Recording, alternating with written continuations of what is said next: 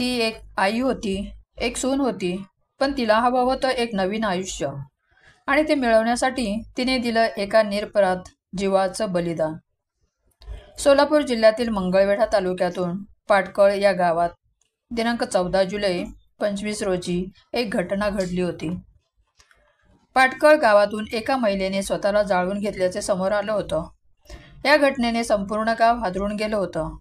पण काही दिवसांनी तीच मुलगी जिवंत समोर येते आणि मग घडतो एक क्रूर धक्कादायक गुन्हा. ही गोष्ट आहे किरण सावंत हिची. किरण सावंत, वय वर्ष 23, राहणार पाटकळ, मंगळवेढा तालुका. एक सामान्य शेतकरी कुटुंबात तिचं लग्न नागेश सावंत नावाच्या तरुणाशी झालं होतं. लग्नाला अवघे 3 वर्ष होत होती. त्यांच्या सुखी संसाराच्या वेलीवर गोंडस असं एक आरोही नावाचं फुलही उमललेलं होतं. शेती आणि हॉटेल व्यवसाय करून तो आपल्या कुटुंबाची उदरनिर्वाह करीत होता. सर्व काही सुरळीत चाललेलं होतं. घरात चांगलं आनंदी वातावरण होतं. हॉटेलमधील कामाला बायकोही मदत करीत होती. पण म्हणतात ना, विनाश काले विपरीत बुद्धी, या म्हणीप्रमाणे नागेश आणि त्याची बायको किरण यांच्यामध्ये छोट्या मोठ्या गोष्टीवरून भांडणे होऊ लागली. आपली बायको छोट्या मोठ्या गोष्टीवरून का भांडत आहे हे नागेशला कळत नव्हते. त्या गोष्टीकडे फारसे लक्ष न देता नागेश आपले हॉटेलचे काम करत होता. पण त्यांच्या नात्यामध्ये हळूहळू दुरावा येत चालला होता. घरातील मंडळींबरोबर मतभेद, नवऱ्याशी वाद आणि मनात खोलवर कुठेतरी एक असमाधान तिला वाटत होतं. तिचं मन सासरी लागेना आणि त्याच दरम्यान तिच्या आयुष्यात आला तिचाच दीर निशांत. आधी भावासारखा, मग मित्र आणि शेवटी एक गुप्त नातं. सुरुवातीला फक्त बोलणं व्हायचं, पण हळूहळू घरातल्या घरातच त्यांचं नातं फुलत चाललं होतं. किरण आणि तिच्याच पतीचा लहान भाऊ म्हणजे निशांत सावंत. त्यांचं नातं लपून छपून सुरूच होतं. ते दोघे एकमेकांशी गुप्तपणे भेटत होते, बोलत होते आणि काही महिन्यातच ते दोघे एकमेकांमध्ये इतके गुंतले की आता त्यांना एकत्र राहण्यासाठी कोणाचीही अडचण नको होती. नाही नवरा, नाही मुलगी, नाही समाज, आणि तिथूनच त्यांचा सुरू झाला एक बनावट मृत्यूचा प्लॅन.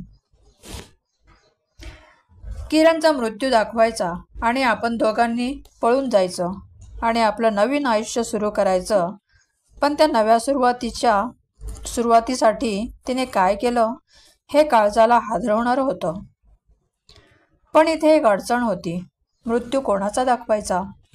त्यासाठी त्यांनी एक विकृत प्लॅन आखला. किरणने आत्महत्या केली असं भासवायचं, पण त्याच्यासाठी कोणाचा तरी मृतदेह लागणार होता. म्हणजे कोणी तिला शोधणार नाही आणि ती निशांत सोबत एक नवं आयुष्य जगू शकेल. अशा व्यक्तीचा शोध घेण्यासाठी निशांत पंढरपूरला गेला. पंढरपुरात खूप फिरल्यानंतर त्याला एक मतिमंद वेडसर महिला सापडली. वेड्यासारखी ती एकटीच फिरत होती. केस विस्कटलेले, कपडे फाटकेच होते. निशांतने पाहिले की त्या महिलेबरोबर कोणीही दिसत नाही. त्याने तिला विश्वासात घेतलं. तिला आमिष दाखवून आपल्या दुचाकीवर बसवून थेट मंगळवेढ्यात घेऊन आला. तिथे त्या महिलेला एका पडक्या घरात ठेवलं आणि नंतर तिचा गळा दाबून निर्घृण खून केला. आणि त्यानंतर 13 जुलैला तो मृतदेह चादरीत गुंडाळून कडब्याच्या गंजीत टाकला आणि तिच्या बाजूला किरणचा मोबाईल ठेवला. 14 जुलैला पहाटे 3 वाजण्याच्या दरम्यान त्या गंजीला निशांतने आग लावली. आग लावण्याच्या आधीच त्याने किरणला दुसऱ्या ठिकाणी नेऊन सोडले होते. गावामध्ये काही लोकांनी पाहिले कडब्याच्या गंजीला आग लागलेली आहे म्हणून लोक तिकडे धावत गेले. जवळ जाऊन पाहतात तर आतमध्ये एका महिलेचा पूर्ण जळालेला मृतदेह. हळूच गावकऱ्यांची गर्दी होते. पोलिसांना कळवलं जातं. पोलीसही येतात. मृतदेह इतका जळालेला असतो की चेहरा ओळखूही येत नाही. पण एक वस्तू मात्र तपासात महत्त्वाची ठरते. ती म्हणजे एक मोबाईल, जो अर्धवेळ जळालेला असतो. पोलिसांनी घटनास्थळी सापडलेला मोबाईल ताब्यात घेतला.